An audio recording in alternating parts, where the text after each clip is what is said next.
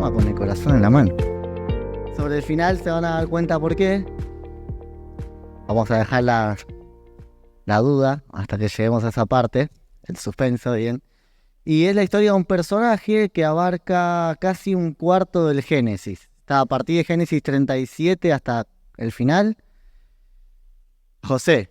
Génesis 50 termina con la muerte de José, así que vamos a ir rapidito por todos esos capítulos para llegar al desenlace y ver por qué se llama Con el corazón en la mano. Bueno, sabemos que Abraham tuvo un hijo llamado Isaac. Isaac tuvo a Esaú y a Jacob. Y Jacob tuvo 12 hijos, pero en esta parte de la historia tiene 11, siendo José el menor de ellos, el más apreciado, porque Jacob lo tuvo en su vejez. Dicen que le tenía mucha estima a Jacob, lo amaba mucho, le hizo una túnica de colores, lo cual le generó la envidia, los celos de sus hermanos. Y dice que José era el informante de lo que hacían sus hermanos cuando el padre no los veía, cuando el padre les pedía que cuiden las ovejas. El padre en una ocasión le dijo: anda a ver lo que hacen tus hermanos, vení, informame todo. Y cuando José va, los hermanos arman un complot contra él, a causa de la envidia, a causa de este aborrecimiento que tienen hacia su vida. Aborrecer es el rechazo que le generaba. Pretenden matarlo, pero el hermano mayor les dice: no hagamos esto, no derramemos sangre inocente, porque en cierto punto es nuestro hermano. Entonces, bueno, planearon algo que no escapaba mucho a la muerte, era abandonarlo en un pozo. Y finalmente se decidieron a venderlo como esclavo a unos mercaderes que pasaban, madianitas, ismaelitas, a unos ismaelitas que pasaban y se dirigían hacia Egipto. Entonces lo venden a José como esclavo. José termina siendo vendido a su vez en Egipto, que era este lugar donde fue vendido, a uno de los oficiales del faraón, a uno de los oficiales del gobernante de esa tierra, que era la tierra de Egipto, que se llamaba Potifar.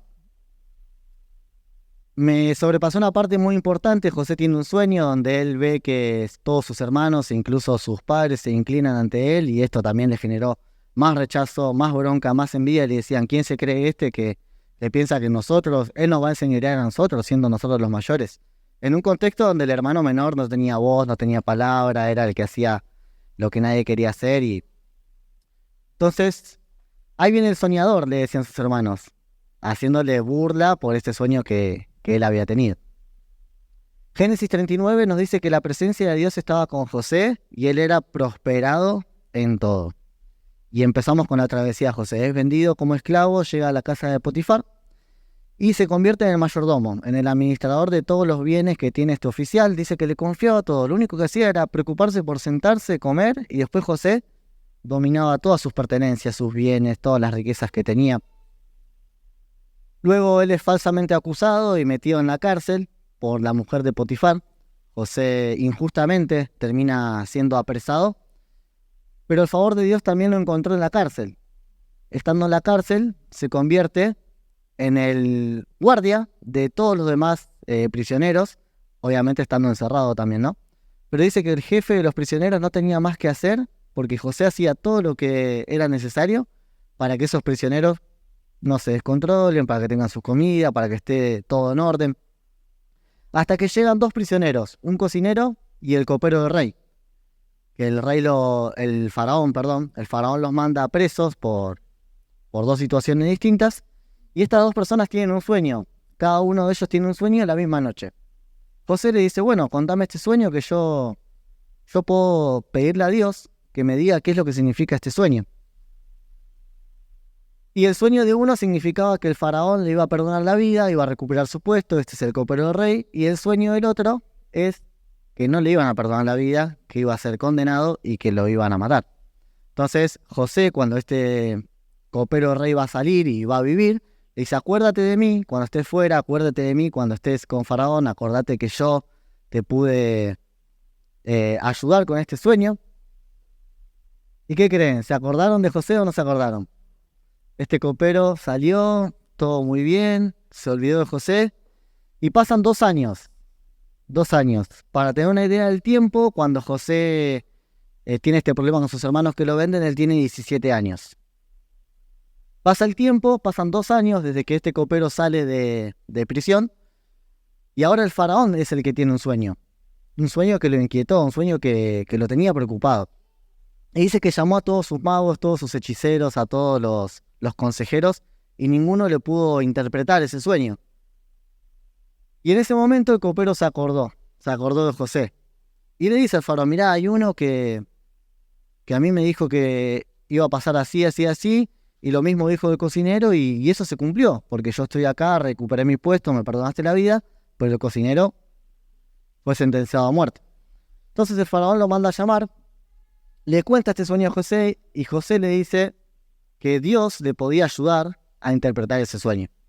El sueño que el faraón tiene es el sueño que advierte sobre los 7 años de riquezas que le siguen a los 7 años de sequía. Entonces José no solamente le interpreta el sueño, sino que también le da la solución. Dice, búsquese de un varón que sepa administrar durante estos 7 años de riqueza para que durante los 7 años que siguen la tierra de Egipto esté preparada. Y el favor de Dios también lo acompaña a José delante de Faraón, porque Faraón dice, ¿hay otro hombre como este en quien esté el Espíritu de Dios? Entonces lo nombra a José como gobernador, como segundo en su reino. Le dice que José tiene la potestad de gobernar sobre todas las riquezas, sobre todos los bienes, para hacer y deshacer como a él le plazca, para preparar a la tierra de Egipto para esos 7 años de hambruna, para esos 7 años de crisis, para esos 7 años que van a venir después de los 7 años de riqueza. Entonces José pasa de ser un esclavo a la mano derecha del faraón, administrador de todos los bienes de la nación, próspero, y el favor de Dios lo acompañaba. Y yo voy a hacer 2 preguntas, una ahora y otra más adelante. ¿Cómo es la vida de José hasta acá, para ustedes? ¿Buena, mala? Hasta que se convierte en la persona más importante después del faraón. ¿Cómo es la vida de José? ¿Desastre? ¿Sufrida? ¿Complicada? ¿Difícil? ¿Conflictiva? Muy bien. Seguimos. Llegan los 7 años de prosperidad y llega la hambruna y se empieza a sentir el hambre en Egipto y en todas las regiones cercanas a Egipto, porque se hablaba de que en Egipto había alimento, de que en Egipto había trigo, de que en Egipto había graneros que se habían preparado puntualmente para esa ocasión. Entonces todas las naciones cercanas, no solamente Egipto, sino que todas las naciones cercanas comienzan a ir hacia José, y es José quien administra este plan de acción para que nadie pase hambre, y lo administra obviamente en favor de los intereses del faraón. Llega el momento en que la gente de la tierra de Canaán empieza a sentir el hambre, zona en la que estaba la familia de José, los hermanos de José, el padre de José, y el padre manda a los hermanos a que vayan a Egipto a buscar un poco de alimento. Los manda con dinero, y acá sucede el primer encuentro de José con sus hermanos, donde José los reconoce, pero sus hermanos no. Dice José que más adelante dice que ya estamos en el segundo año de la hambruna. De los 7 años de la hambruna estamos en el segundo año. Entonces, José a los 17 años es vendido como esclavo, a los 30 se presenta ante Faraón, pasaron 13 años. De ahí, desde ese momento, pasan los 7 años de abundancia, ya tenemos 20 años, y llegamos al segundo año de la hambruna. Pasaron 22 años desde que José es vendido como esclavo hasta que se tiene el primer encuentro con sus hermanos. Entonces, en este momento dice la Biblia que José se acuerda de su sueño, porque él como persona de autoridad, como segundo en el reino de Egipto, ve venir a sus hermanos a pedirle un poco de alimento. Pero sus hermanos no lo reconocen. Dice que José les habla con aspereza, les habla como una persona de autoridad, como una persona firme, como una persona que no deja de ver sensibilidad ni debilidad. Pero dice que a escondidas él se echa a llorar. Por ese reencuentro, es el tiempo que pasó, lo conmueve a José al punto de ponerse a llorar, pero a solas. No se deja ver ni tampoco se deja conocer por sus hermanos.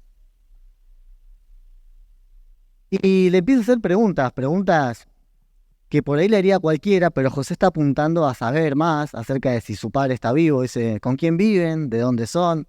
¿Vive aún su padre? Le dice José. porque que le interesaba saber cómo estaba su papá que tanto lo amaba, su papá que le había hecho una túnica, su papá con quien tenía esa conexión de hijo. Y yo me imagino ese momento, ¿no? Lo primero que querés saber es cómo está papá. O sea, ustedes 11 me abandonaron, me dejaron. Contame sobre papá, contame sobre casa. Entonces los hermanos hablaban entre ellos, un poco asombrados, porque José termina dándoles alimento, les termina devolviendo su plata, pero les pide a uno que se quede con ellos. ¿Por qué? Porque José había indagado de que ya no eran 10 hermanos los que tenía, sino que tenía 11. Porque cuando les pregunta cuántos son, él le dice, somos 10 hermanos, aparte del que estaba hablando, en total 11, y mi padre que está en la tierra de Canaán. Entonces le dice, bueno, para probar sus buenas intenciones, voy a dejar a uno de ustedes, a un hermano de ustedes acá preso, hasta que me traigan a este hermano nuevo, Benjamín se llama. Lo que él quería en realidad era probar primero sus intenciones y ver si a ese hermano, que era hermano suyo de sangre porque era también de la misma madre, quería conocer a ese hermano, y ver si les daban el mismo trato que le habían dado a él. Entonces, no se deja conocer, les da dinero, les devuelve el dinero, le da mucho alimento, deja a un hermano como de garantía, de caución para que ellos vuelvan y le muestren a este nuevo hermano a Benjamín. Y también quería probar sus intenciones, si verdaderamente habían tenido un nuevo comportamiento con este hermano, si aprendieron la lección o si seguían siendo igual de duros como fueron con él. Entonces, vuelven a Canaán, le cuentan todo esto a su padre Jacob, y Jacob no los deja ir con Benjamín. Dice, si le llega a pasar lo mismo que le pasó a José, yo me muero. Dice. Yo me encuentro con Dios instantáneamente. Entonces, cuando se les agota todo el alimento que le dieron, en un contexto de hambruna, el padre cede. Dice, está bien, vayan con Benjamín, pero el hermano mayor pone en garantía su vida. Y le dice, papá, si Benjamín no vuelve, yo te respondo con mi vida. O si Benjamín tiene algún problema, yo respondo por él con mi vida, para que él pueda venir sano. Entonces, en este segundo encuentro, José les pregunta de nuevo, ¿vive su padre? Y ve por primera vez a Benjamín. Dicen que cuando él lo ve a Benjamín, se va a un lugar solo de nuevo y se larga a llorar. ¿Por qué? Porque ve que esta vez a Benjamín lo cuidaban, ve que esta vez con Benjamín tenían un trato distinto, ve que esta vez no eran como habían sido duros con él. Y les tiende una trampa donde él coloca algo de valor en el bolso de Benjamín, los deja irse, cuando se están yendo manda a sus oficiales y le dice, miren, Benjamín me ha robado, así que ahora se queda acá conmigo. En este momento salta el hermano mayor, el que dijo, toma mi vida en lugar de la vida de Benjamín. Y esto es un choque emocional en la vida de José, porque ahí es donde verdaderamente se da cuenta de que sus hermanos tienen otra actitud, otras actitudes que no habían tenido con él, y ve que esta vez habían aprendido la lección y que en verdad amaban a Benjamín, pero también amaban a su padre, porque sabían que su padre no aguantaría la pérdida de este hijo. Entonces, en este segundo encuentro, José lo recibe en su casa, les da un trato preferencial, los hermanos no entienden, hablaban entre ellos pensando de que José no los entendía, pero José sí los entendía porque hablaba la misma lengua que ellos. Entonces ellos no salían de su asombro y José los probaba a ver si seguían con la misma actitud. Dice, José, aunque los reconoció, decidió no revelar su identidad de inmediato. Después de someterlos a varias pruebas para asegurarse de su arrepentimiento y cambio, finalmente reveló su identidad y los perdonó. Dice que hay momentos en que José se conmueve tanto que ya no lo puede evitar y se larga a llorar adelante de todo y a gritos. En Génesis capítulo 45, versículos 2 y 3, ahí lo tenemos, dice, entonces se dio a llorar a gritos, y oyeron los egipcios, y oyó también la casa de Faraón. Vamos al siguiente. Y dijo José a sus hermanos, yo soy José, ¿vive aún mi padre? Y sus hermanos no pudieron responderle, porque estaban turbados delante de él. José, obviamente, una vez más, está interesado en saber si su padre vive, en saber qué pasó, en saber cómo quedó su casa, su familia. Se da a conocer, pero esta vez les pide que vayan a buscar a su papá, después de haberlos probado, después de ver que su actitud con Benjamín ya no era la misma que tuvieron con él, después de ver que ellos realmente tenían una actitud de corazón de cuidar a ese hijo nuevo, a ese hermano menor que tenían, y no solamente manda a buscar a su papá, sino que les transmitió la tranquilidad de permitirles vivir cerca, de darles alimento a sus padres, a sus hijos, a sus nietos, a toda su generación. por los siguientes 5 años de hambruna. Este es el momento en que la Biblia nos dice que todavía faltan 5 años de hambruna, así que traigan a toda la familia a vivir acá. Es la orden que le da José a sus hermanos. Y esto nos posiciona en que 22 años después él se encuentra de nuevo con su familia. Antes de volver una vez más a buscar a su padre, Génesis 45, versículo 14 y 15, dice: y se echó sobre el cuello de Benjamín su hermano, y lloró. Y también Benjamín lloró sobre su cuello. Y besó a todos sus hermanos y lloró sobre ellos. Y después sus hermanos hablaron con él. Yo me imagino este momento, ¿no? Este darse a conocer después de tanto tiempo, este ver que ya su actitud no era la misma con su hermano menor, ese ver que a pesar de todo el dolor que tuvo que atravesar, él ahora está en una posición de autoridad, él ahora está en una posición que lo privilegia y le da la posibilidad no solamente a él, sino a toda su familia de poder vivir bien, de que no le falte nada, pero lo más importante es de ver que ellos aman a su padre y que están dispuestos a dar su vida para que su hermano menor no tenga ningún problema, no perezca y que su padre esté tranquilo en este sentido. Entonces, dice Génesis capítulo 46, versículo 29, esto es ya cuando lo ve venir al padre, se van a encontrar en un lugar que es el lugar donde ellos van a vivir, y dice: y José unció su carro y vino a recibir a Israel, Jacob, su padre, en Gosén, y se manifestó a él, y él se echó sobre su cuello, y lloró sobre su cuello largamente. Bueno, la historia dice que continuó el hambre en Egipto, la gente venía cada vez de más lejos, la gente cada vez agotaba más sus recursos, empezaba a vender sus animales, sus propiedades, sus tierras. José no es que se aprovechaba de todo, sino que le decía: bueno, ahora esta tierra me pertenece, la vas a cultivar, 1/5 de lo que produzca va a ser para el faraón, una parte va a ser para que vivas vos. Entonces José le trae más riqueza a Egipto, porque la gente en la desesperación del hambre pone a disposición del faraón sus tierras para trabajarlas, para tributar una parte más grande, y José no solamente extiende la riqueza de Egipto, sino que afirma su autoridad porque su plan es exitoso. Su plan no solamente permite que la gente no muera de hambre, sino que consolida a Egipto como la nación dominante en el momento en donde nadie tiene nada, hasta se quedan sin cosas que vender, que se venden a ellos mismos su trabajo, sus tierras y sus cultivos.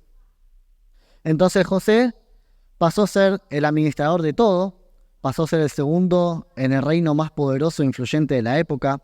José perdona a sus hermanos, José manda a buscar a su padre y a toda su familia. José ahora les va a permitir y les asegura vivir dignamente con el alimento necesario en una tierra rica. Faraón se compromete también, es Faraón quien también llama a la familia de José y le dice que vengan a vivir a Egipto, que la riqueza de Egipto será de ellos también.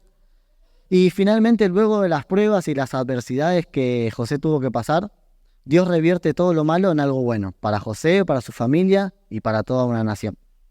José se reencuentra con su padre y dice la Biblia que cuando su padre lo ve a José, su espíritu revivió, el espíritu del padre. Este padre que sentía todavía el dolor de haber perdido un hijo, pero tenemos del otro lado José, que también tenía latente ese deseo, ese anhelo de encontrarse con su padre. Y bueno, Dios le permite esto, así que de todo lo malo, José termina con un desenlace bueno, lindo, siendo una persona de autoridad, una persona que administra todos los bienes que estaban en el reino más poderoso de esa época, y se reencuentra con su padre y con toda su familia. Le vuelvo a preguntar ahora, ¿cómo es la vida de José desde que empezamos hasta este momento, donde ya se reencuentra con todos, donde ya está administrando su plan es exitoso, donde la riqueza en Egipto cada vez más grande, donde el faraón mismo pone a disposición las tierras donde su familia va a vivir, donde José les cae bien a todos porque es el que los salvó a todos, el que les da alimento? ¿Cómo creen que es la vida de José hasta acá? Con propósito, exitosa, propia, próspera. ¿Qué más? ¿Podríamos decir buena o mala? ¿Buena? Buena, bien. Entonces podríamos decir que la vida de José fue buena. Sus últimos tiempos vivió bien, prosperado y con el favor de Dios, se reencontró con su familia, les permitió vivir bien a su familia, los amó, sus sueños se hicieron realidad, señoreó no solamente sobre su familia, sino que sobre toda una nación, se convirtió en el administrador número 1 de la nación más rica, sus planes tuvieron éxito y disfrutó de su padre y de toda su familia hasta sus últimos días. Y parece que algo que me llamó la atención que la figura áspera, la Biblia dice que él le hablaba ásperamente a la gente cuando era una persona de autoridad, la entereza que José tiene de enfrentar cada una de estas situaciones, las injusticias, ser vendido, ser esclavo, ser acusado, esa entereza que él tiene se desmorona, se viene abajo cuando él se reencuentra con su hermano. Por eso le digamos que él cuando ve a sus hermanos llora primero en silencio, después llora públicamente, después abraza a Benjamín y se larga a llorar, después abraza a su papá y se larga a llorar. Y me llamaba la atención esa entereza, que antes no, en ningún momento la Biblia nombra de que cuando fue vendido como esclavo lloró, cuando estuvo preso en la cárcel lloró, cuando fue acusado lloró. No, es en este momento preciso donde toda esa figura entera que él tenía se viene abajo por recordar ese momento doloroso, por recordar ese dolor de ser vendido, ese dolor de perderse a su papá durante 22 años, de perder una parte de su vida a causa del desprecio de sus hermanos. Entonces, entereza, la palabra que dije recién, significa fuerza y presencia de ánimo para enfrentar una desgracia. Todo eso se viene abajo cuando él tiene que reencontrarse con su familia. Y me llamó la atención esto, de que él llora en esta parte de su vida, en la parte donde le está yendo bien, ya superó todo lo malo, ya dejó atrás las injusticias, ya es una persona exitosa, ya es la segunda persona más influyente de la época, ya sabe que su padre vive, ya sabe que tiene un hermano más, ya sabe que les puede dar una buena vida, ya sabe que el faraón les permite vivir con él y les provee todo lo que necesitan. Pero hay algo que en la vida de José todavía sigue haciendo ruidito. Y es ese desmoronarse, es ese llorar cuando los tiene enfrente, llorar cuando tiene que enfrentar esa situación. Entonces, podríamos decir que la vida de José fue sufrida, pero valió la pena, triunfó, cumplió con el propósito de Dios para su vida. Génesis 49, ya llegando al final de este libro, nos habla de la muerte de Jacob. Y Génesis 50 nos habla de la muerte de José. O sea, un capítulo de otro separa la muerte del padre y la muerte de José. Pero antes de la muerte de José, o sea, nosotros podíamos terminar la historia acá de José, se reencontró con sus papás, fue una persona exitosa, salvó una nación de la hambruna, enriqueció una nación, vivió con su familia, les dio todo lo que necesitaban para vivir, superó la adversidad, dejó atrás la injusticia. Todo bien en la vida de José. Podríamos terminar la historia acá y decir, su vida tuvo propósito, como dijeron ustedes, su vida fue exitosa, valió la pena la injusticia, valió la pena todo lo malo que tuvo que pasar. Pero hay un detalle en el que Dios se frena y ahí me dejó pensando. Yo digo, si la vida de José termina acá, yo diría, bueno, qué exitosa fue la vida de José, qué bueno todo lo que tuvo que pasar, como Dios lo revirtió para bien. Pero Dios toca algo que solamente Dios sabe que estaba ahí. Y a mí me hacía pensar que Dios no permitió que la vida de José termine sin que toque esta debilidad que él tiene. Y dice, cuando su padre muere, hasta los egipcios lo lloraban, porque a José lo amaban. Los mismos egipcios lloraron por la muerte del padre de José. Pero luego del sepulcro, sus hermanos tenían miedo. Una vez que murió papá, sus hermanos vuelven a tener miedo. Y lo vamos a leer. Génesis capítulo 50, del 15 al 21, dice: Viendo los hermanos de José que su padre era muerto, dijeron: quizá nos aborrecerá José y nos dará el pago de todo el mal que le hicimos. Y enviaron a decir a José: tu padre mandó antes de su muerte diciendo: así diréis a José: te ruego que perdones ahora la maldad de tus hermanos y su pecado, porque mal te trataron. Por tanto, ahora te rogamos que perdones la maldad de los siervos del Dios de tu padre. Y José lloró mientras hablaban. Vinieron también sus hermanos y se postraron delante de él, y dijeron: henos aquí por siervos tuyos. Vamos a dejarlo ahí por ahora. José vuelve a llorar, ahora que el papá murió, ahora que vio los últimos años de su papá, que lo disfrutó, que le pudo dar todo lo que necesitaba. Parecería que la historia de José no era tan buena, porque algo le seguía doliendo. Porque si ya no hubiese llorado, o sea, los hermanos le vuelven a decir: ahora que papá murió, haznos siervos tuyos, te ruego que tengas misericordia de nosotros, te ruego que recuerdes estas palabras de papá. Pero dice la palabra de Dios que José volvió a llorar una vez más. ¿Y eso qué significa para ustedes que llore? ¿Que ya lo había superado? ¿Que ya lo había dejado atrás? ¿Que ya se había olvidado? ¿Que ya estaba bien con todas las riquezas que tenía? No, todavía había algo más en su corazón que Dios lo trata. Y ahora sí seguimos leyendo, Anita. Pasamos al 19. Anita. Ana. Pasamos al 19. Y dice, y le respondió José, no temáis, ¿acaso estoy yo en lugar de Dios? Seguimos. Vosotros pensaste mal contra mí, mas Dios lo encaminó a bien, para hacer lo que vemos hoy, para mantener en vida a mucho pueblo. Ahora pues, no tengáis miedo, yo os sustentaré a vosotros y a vuestros hijos. Así los consoló y les habló al corazón. Entonces yo me ponía a pensar en este pequeño detalle, de que una vez que el padre muere, todavía había algo en el corazón de José que dolía.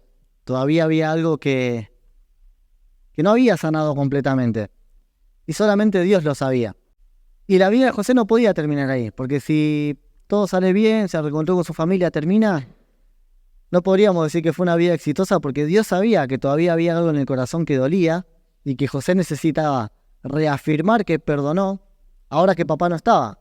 Porque José se podía haber esforzado para que su papá vea bien a los hermanos unidos, para que papá vea bien este reencuentro, para que papá vea que ya no hay angustia, que no hay tristeza, que ya José dejó lo malo atrás, pero todavía seguía siendo rudito, todavía estaba ahí. Entonces pensaba que muchas veces la prosperidad, el éxito, las riquezas, la reconciliación, el gozo del reencuentro, disfrutar de la familia, cambiar todo lo malo por lo bueno, para José no era suficiente. Todavía había algo por tratar. Y cualquiera podría decir, listo, ya está, la vida de José termina acá, fue exitoso, le fue bien, cumplió un propósito. Pero recuerda estas palabras, pero sus hermanos le nombran esto y se vuelve a desmoronar. Toda esa entereza, toda esa figura de autoridad, se viene abajo una vez más, porque necesitaba ahora sí, ahora que papá no está, ahora que estoy frente a mis hermanos, que un día me hicieron mal, que me separaron de él, que me hicieron perderme 22 años de papá. Ahora yo papá no lo tengo más, ¿y quién me devuelve ese tiempo? ¿Y cómo recupero lo que perdí? Pero José le responde con palabras de amor. Y hay otra versión que es un poco rara y yo la vi en NBI, en esta Biblia, y cuando la busqué en NBI en internet, no figura así porque esta es NBI castellana. Y cambia 2 palabritas, pero esas palabritas me hicieron darle el título a esta prédica. Dice, Génesis 50, 21. La respuesta que José le da a sus hermanos. Así que no tengan miedo, yo cuidaré de vosotros y de vuestros hijos. Y así, con el corazón en la mano, José los reconfortó. Entonces pensaba en este título por la actitud que tiene que tener José, ¿no? De tener el corazón en la mano. Yo pienso en tener las emociones a flor de piel, tener el recuerdo, tener todo en mente, todo lo que lo habían hecho pasar, todo el dolor, la tristeza, la frustración, todo el desprecio que había sentido, todo el tiempo que había perdido, todo lo malo que sus hermanos habían planeado contra él, lo tenía ahí presente. Y pienso que a eso apunta esta palabra de con el corazón en la mano, con las emociones a flor de piel, con todo lo malo que había vivido, con el recuerdo, con todas las emociones que juegan un papel fundamental cuando tenemos que tomar una decisión de estas. Las emociones se entrometen, ¿no? Las emociones que guardamos en el corazón. La semana pasada hablábamos con los teens acerca de las emociones y el conflicto que genera dentro nuestro para tomar decisiones buenas o malas. La confusión que trae, el dolor que arrastran y que esas emociones muchas veces arrastran a otras emociones. Miedo, ansiedad, depresión, frustración, amargura, odio, venganza. Y José se encuentra frente a una decisión final donde tiene que confirmar haber perdonado a sus hermanos ahora que papá no estaba, confirmar en un momento difícil de su vida porque está enfrentando el dolor de haber perdido papá, quizá está recordando los buenos tiempos que vivió papá, pero a su vez en su corazón guarda esa angustia de los 22 años que se perdió de disfrutar a papá, guarda el tiempo que perdió de disfrutar su casa, guarda el desprecio de sus hermanos, guarda ese momento en que fue vendido, guarda ese momento en que fue olvidado, guarda ese momento en que fue acusado. Y todas esas emociones se hacen presentes y ahí está Dios, que te muestra cómo está tu corazón, que te muestra que hay una decisión que hay que tomar, que te muestra que hay algo en el corazón que no te permite, aunque te vaya bien, aunque tengas todo, aunque tengas un buen trabajo, aunque tengas una familia, aunque todo te vaya bien, si hay cosas en el corazón que no resolvemos y que Dios nos pide que resolvamos, no vamos a tener una vida exitosa. No vamos a poder decir, la verdad que, así como José, ¿podríamos decir que la vida de José fue exitosa si Dios no sana esto? Porque lo que sigue después de este versículo que leímos es que José muere. Y antes de que José muera, Dios trató con su vida en esto. Dios trató con su vida de dar un perdón genuino, de dar un perdón verdadero. Ahora que papá no está, ¿qué vamos a hacer? Entonces, Dios es experto en esas situaciones. Y Dios también sabe que muchas veces nuestras emociones se descontrolan y entran en conflicto cuando tenemos que hacer cosas que Dios nos pide hacer. Entonces, pienso en la historia de José, en todo lo que vivió, en todas las cosas dolorosas, en todas las cosas que él enfrentó con tanta entereza. Pienso en cómo se derrumba cuando le toca atravesar ese reencuentro. Parece que todavía le duele, parece que hay algo que no sanó, pero él está dispuesto a perdonar una vez más. Le da una nueva oportunidad, los besa, les permite vivir bien, los manda a llamar, les da alimentos, les da una tierra rica, los hace partícipes de su éxito, les da una vida digna. Desinteresadamente les dio a sus hermanos todo lo que les podía dar.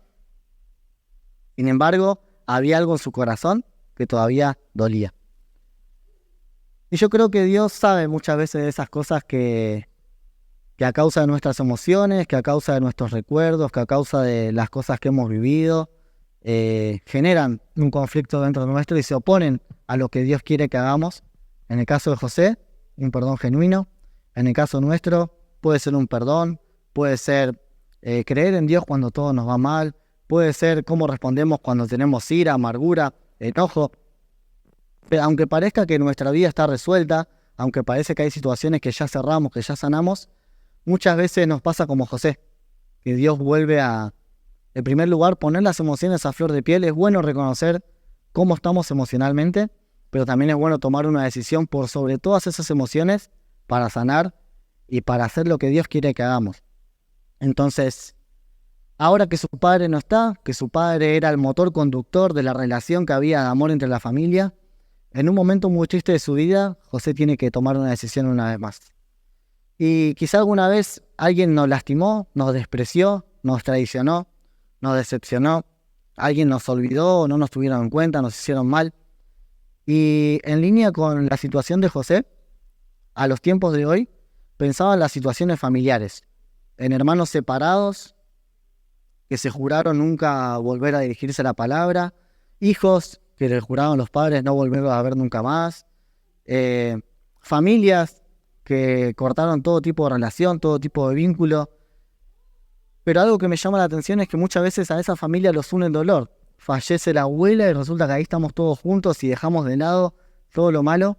Pero lo triste es tener que llegar a ese momento, ¿no? Que el dolor los una, que el dolor haga que dejemos a un lado el orgullo y que podamos suprimir todo eso malo que vivimos para pasar el momento, compartir y después de nuevo cada uno su vida. Nosotros por allá, ustedes por allá.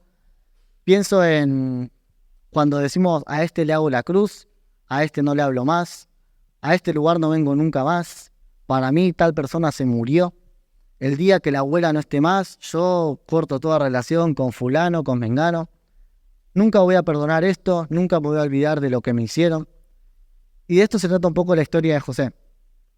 Se da en el contexto de una situación familiar dolorosa, triste, cruel, imperdonable en nuestros días, pero él toma la decisión de, a pesar de tener todas las emociones a flor de piel, perdonar a sus hermanos una vez más y para siempre. Porque si Dios después de esto nos dice que José partió y nos deja este legado, nos deja esta enseñanza, yo creo que la principal enseñanza de José no es las riquezas, no es todo lo que consiguió, no es todo lo que logró, no es haber cumplido su sueño, sino es haber perdonado de corazón a los que tanto mal le hicieron, a los que permitieron que Dios lo exalte hasta el lugar donde llegó.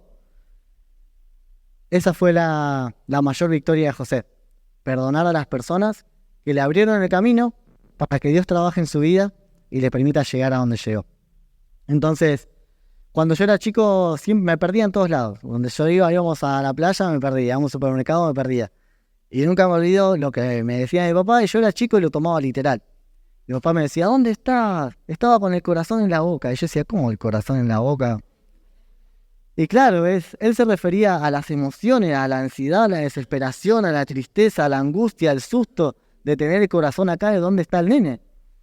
Y yo imagino que José tuvo que tomar una decisión de la misma forma. La Biblia dice con el corazón en la mano, mi papá dice con el corazón en la boca. Usted, usted sabe cómo le hablan sus emociones. Quizá con un corazón destrozado, dirían algunos, con un corazón desanimado, con un corazón dolido.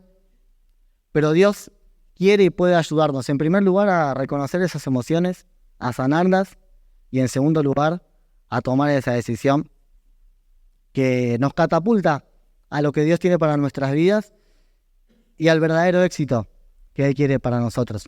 Entonces, la vida de José no cerraría exitosa siendo perdonado de corazón a sus hermanos. Muchas veces las emociones, estoy repitiendo un poco lo que dije recién, pero bueno, no quiero saltearme nada de lo que tengo acá. Muchas veces las emociones se interponen entre lo que Dios quiere que hagamos. En el caso de José era esta situación triste. Y muchas veces el enojo, la vergüenza, la culpa, la falta de fe, la desilusión, la frustración, el remordimiento, los celos, la soledad, el odio, el orgullo, el miedo, la envidia, la confusión, la decepción y tantas emociones más se interponen en nuestras vidas y no nos permiten llegar a ese lugar que Dios quiere para nosotros. Porque Dios tenía un lugar para José. Y José tenía que atravesar por todo esto para que llegue. Y a pesar del dolor, en la cima del éxito, Dios trata con él una vez más. Y quizá todo va bien en nuestras vidas, pero hay cosas que sentimos que no nos llenan. Quizás sentimos que estamos bien económicamente, bien en cada área de nuestras vidas, pero estamos frenados. Hay cosas que no avanzan, hay cosas que no se nos dan, hay cosas que nos frustran y sentimos que hay algo que se frenó en nuestras vidas y no nos permite avanzar. Y es un buen tiempo para que evaluemos si Dios nos está llamando a reconocer estas cosas que están en lo profundo del alma, en lo profundo del corazón, y que solamente Dios sabe, y quizás nosotros descuidamos o no nos enteramos, o no las llegamos a reconocer del todo. Pero Dios, que es experto en la materia, quiere que nuestras vidas sean exitosas como la de José, y quiere llevarnos a ese lugar de privilegio que Él tiene para nosotros. Así que quizás es un buen momento para pedir al Señor que nos ayude a reconocer nuestras emociones, que nos ayude a tomar decisiones firmes y permanentes y que de esa forma se destrabe lo que está trabado en nuestra vida y que podamos llegar al lugar que Dios quiere que lleguemos. Con Él, haciendo lo que Él nos dice. Amén. Señor les bendiga.